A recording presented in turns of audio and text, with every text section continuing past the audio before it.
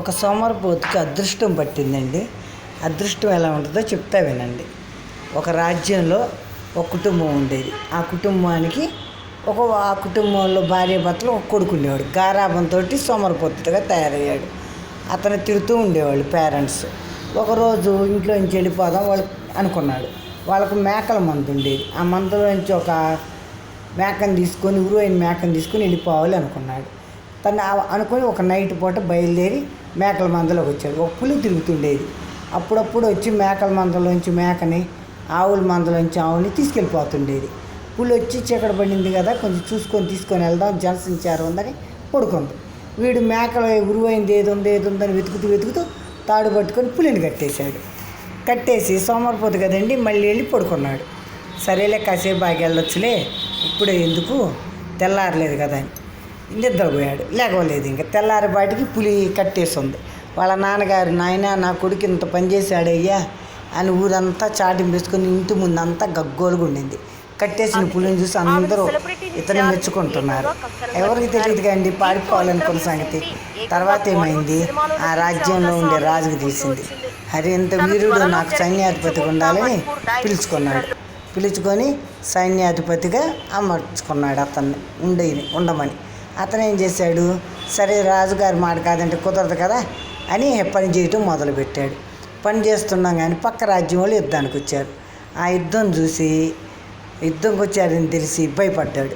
ఉన్నాయన యుద్ధం పోతే నా ప్రాణం పోయిద్ది కదా, ఎట్లా చేయాలి దేవుడా అనుకున్నాడు.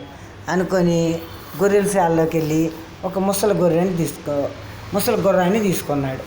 ఆ ముసలి గుర్రాన్ని తీసుకొని దాని మీద వెళ్దాము అని అందరినీ, మీరు మంచి గుర్రాల మీద వెళ్ళండిరా, నేను వెనక వచ్చేస్తాను మంచి గుర్రం తీసుకొని అని చెప్పి అన్ని గుర్రాలని వాళ్ళందరికీ ఇచ్చిపడేసి ముసలి గుర్రాన్ని బాగా స్నానం గీనం చేపించి, ఆ గుర్రం రాజుగారితో యుద్ధానికి వెళ్ళి దానికి రెస్ట్ ఇచ్చి అలసిపోయింది, ఇంకే యుద్ధానికి వద్దు, రెస్ట్ తీసుకోమని రాజుగారు పక్కన పెట్టున్నారు. ఆ గుర్రాన్ని ఎంచుకున్నాడు. అది ముసలిది అయిపోయింది కదా అనుకున్నాడు.